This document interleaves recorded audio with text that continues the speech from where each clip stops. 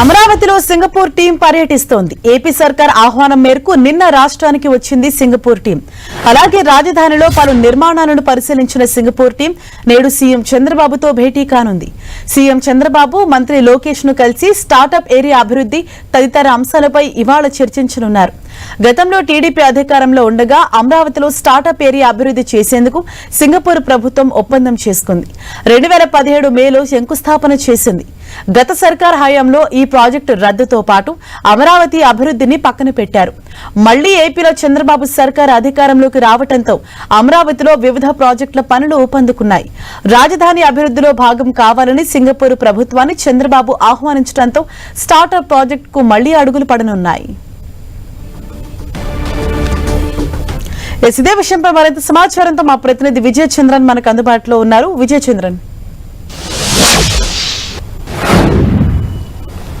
AP రాజధాని అమరావతిని అన్ని విధాలుగా అభివృద్ధి చేసేందుకోసం సీఎం చంద్రబాబు నాయుడు ప్రభుత్వం వేగం పెంచిందని చెప్పొచ్చు.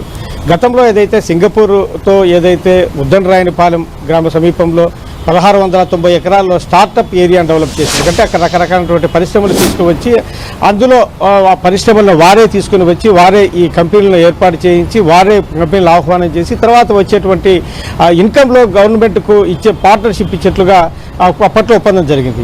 అదే ఒప్పందాన్ని ఇప్పుడు కూడా కొనసాగించే ప్రయత్నం అయితే కనుక ఏపీ ప్రభుత్వం చేస్తుంది.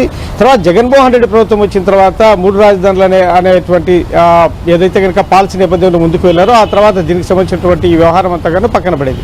అయితే ఇప్పుడు తాజాగా మళ్ళీ చంద్రబాబు నాయుడు ప్రభుత్వం వచ్చిన తర్వాత గతంలో సింగపూర్ ప్రభుత్వంతో ఏదైతే కనుక అక్కడ ఉన్నటువంటి వారితో ఏదైతే కమిట్మెంట్ చేసుకోవడం జరిగిందో దాన్ని ముందుకు తీసుకెళ్లనున్నారు. నిన్న ఈ సింగపూర్ కంపెనీ వాళ్ళు ఏపీ రాజధాని అమరావతి ఉద్దనరాయని ప్రాంతంలో గతంలో ఏదైతే కనుక ఏ ప్రాంతాన్ని అయితే సెలెక్ట్ చేయడం జరిగిందో ఆ ప్రాంతాన్ని ఒకసారి పరిశీలన చేయడం జరిగింది. 1691 ఎకరాల్లో ఈ ఏరియాను డెవలప్ చేసేందుకు ఒప్పందం కుదుర్చుకోవడం జరుగుతుంది. ఇప్పుడు ఈ రోజు నిన్న మంత్రి నారాయణ తదితర అధికారులతో సిఆర్డీ అధికారులతో కూడాను వీరందరూ సమావేశమై దీనికి సంబంధించినటువంటి చర్చలు జరపడం జరిగింది. తర్వాత ఈరోజు ఏపీ కేబినెట్ సమావేశం ముగిసిన తర్వాత చంద్రబాబు నాయుడుతో కూడా వీరు సమావేశమయ్యే అవకాశం ఉంది. ఏ విధంగా డెవలప్ చేయాలి, తర్వాత ఎటువంటి కంపెనీలు ఇక్కడికి తీసుకురావాలి, ఏ కంపెనీలు తీసుకొని వస్తే కనుక ఇన్కమ్ బాగుంటుందనే విషయాలన్నిటి మీద కూలంకషంగా చంద్రబాబు నాయుడుతో చర్చించే అవకాశాలు ఉన్నాయి.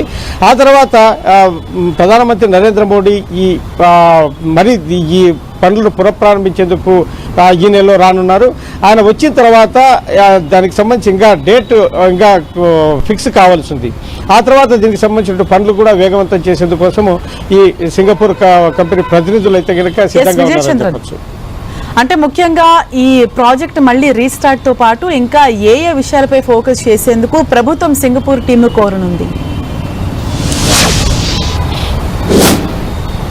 గతంలో చూస్తే చంద్రబాబు నాయుడు ముఖ్యమంత్రిగా ఉన్న టైంలో ఈ కంపెనీలన్నింటినీ తీసుకొచ్చి దీన్ని డెవలప్ చేసే పనిలో అయితే కనుక గతంలో సింగపూర్ చెందినటువంటి ఒక ఈశ్వరన్ అనే ఒక మంత్రి ఉండేవారు. ఆయన అంటే ఇండియాకు చెందినటువంటి ఆయన మూలాలు కలిగినటువంటి వ్యక్తి కాబట్టి ఇక్కడ అతనితో కూడా కొంత వ్యవహారాలు నడిపినటువంటి పరిస్థితి. అయితే ఆ తర్వాత ఆయన కొన్ని అవినీతి కేసుల్లో సింగపూర్లో ఆయన అరెస్ట్ అయ్యి జైలుకు వెళ్లిన నేపథ్యంలో ఎటువంటి ఆరోపణలు కూడా మరీ పునరావృతం కాకుండా అటువంటి వ్యక్తులను ఈ టీంలో లేకోకుండా చూడాలని చెప్పేసి చంద్రబాబు నాయుడు భావించడం జరుగుతుంది. ఎందుకంటే ఈ ప్రతిపక్షాలు అయితేనేమి వేరే ఇతర అవినీతి ఆరోపణలు ఏమాత్రం చేయకోకుండా ఈ అమరావతి రాజధానిని ప్రభుత్వం అభివృద్ధి చేసేందుకోసం ఒక కృతనిశ్చయంతో ఉందని చెప్పొచ్చు. కాబట్టి ఈ విషయంలో కూడా జాగ్రత్తలు తీసుకుంటా ఉంది. అన్ని విషయాలను పూర్తి స్థాయిలో దాని మీద చర్చించిన తర్వాత ఈ స్కీమ్ అయితే ముందుకు పెడుతుందని చెప్పొచ్చు. తద్వారా ఇక్కడ పెద్ద ఎత్తున ఉద్యోగ ఉపాధి అవకాశాలు కలగనున్నాయి. కాబట్టి ఇది సెల్ఫ్ సస్టైనబుల్ సిటీగా దీన్ని రూపొందిస్తామని చెప్పేసి చంద్రబాబు నాయుడు ప్రభుత్వం మొదటి నుంచి చెప్తుంది. అందులో భాగంగానే ఈ ప్రోగ్రాము తర్వాత ఈ స్కీమ్ అయితే కనుక ప్రారంభం కానుంది. Thank you Vijay Chandran.